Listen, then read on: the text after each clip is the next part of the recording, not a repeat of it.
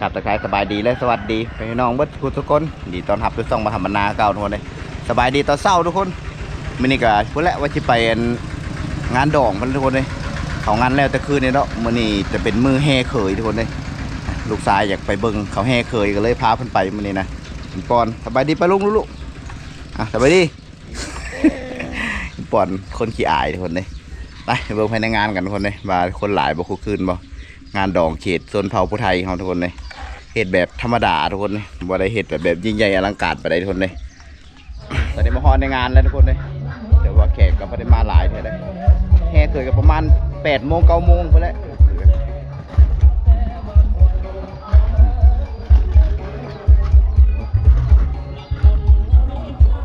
เอามาลูกส่วนทางในนี่ก็มองเกี่ยมมองที่มัดแขนเขาเลยมัดแขนตะเศร้านี่แหละเกี่ยมมอนกันอย่างไว้สมาเท่าแก่ญาติพี่น้อง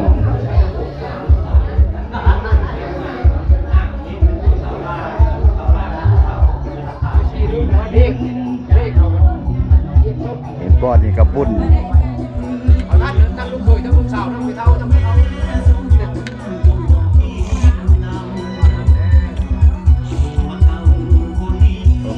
แม่น้ำหวานกับมะฮอดเลยนางเยอะบุญ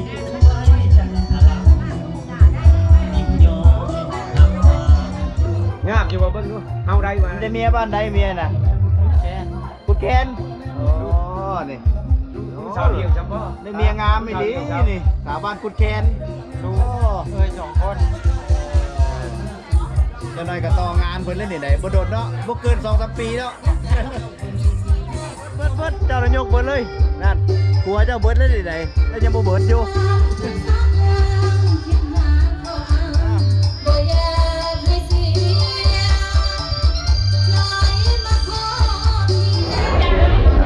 ตอนนี้กำลังมัดแขนเจ้าสาวคนนี้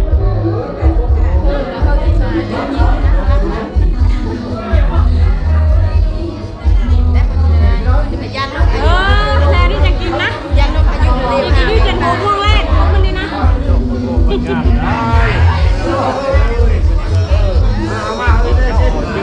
ได้เตกได้เปล่งเลยจะนี่ต่อไปก็เฮออยู่ดีมีแห้งสร้างลูกพวกเพนเบิ่งแย่งกันนะเฮิรชาติครอบครัวเอ้ยน้องนี่แล้วจะนี่ต่อไปก็มีอายุวันนะชุขะมีแต่ความสุขความเจริญต่อไปเด้อ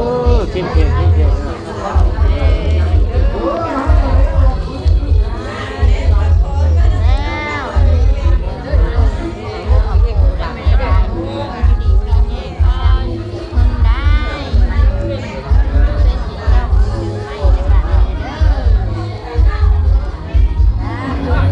ยกไ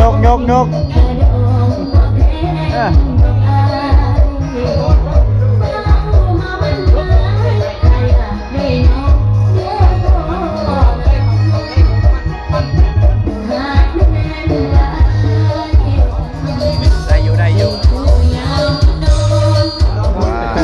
เบิ้ลซองบ่กำลังใหญ่ได้อยู่ได้กินดูเลยปั้นอาหารเต้าเขาเต้าเนี่ยก้อยหรือว่าลาบงัวทุกคนเลย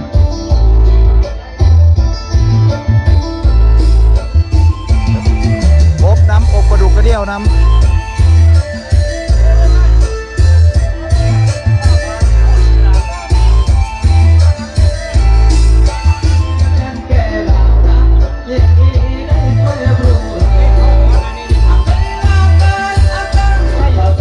มาปั้นเขาเศร้ากันทุกคนเลยลาบงัวลาบดุกกับต้มกระดูกกระเดี่ยวน้ำอบกระดูกมัน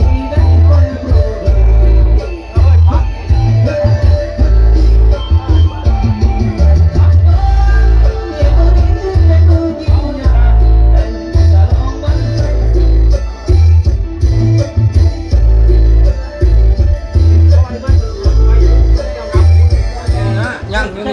เดี๋ยวมันไม่รู้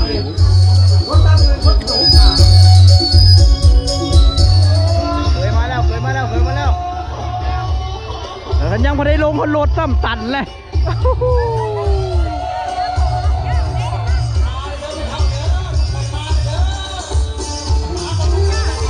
ตอนนี้กระทั่งปลายเคยกับมาแล้วทุกคนเลยตอนนี้กายเกียมได้ที่แห่เข้าไป กำลังกาเกียบอยู่กำลังขี้แห่เข้าไปเลย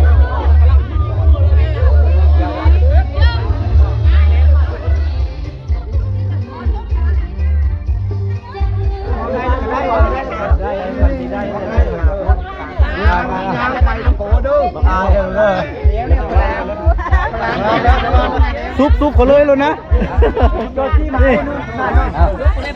อายเนาะบักอายนี่แล้วบัดนี้ไปได้ลึกได้ยามแล้วยามดีแล้วบัดนี้เท่าเอ้ยเลยมาได้ลึกได้ยามแล้วบัดนี้โกดตาแรกมะนาวเอาลูกจานน้ำก้อนลูกจานน้ำก้อนจ่าปลาเอาเอ้ยมาไปชอบฟันไปก้นลูกช้าน้ำเขามันนักโย่เคยจะตั้งห้าได้มาก่อนเป็นต้นได้อย่าพาไปไม่ได้โย่นอนพาไปไปเฮ้ยมาแล้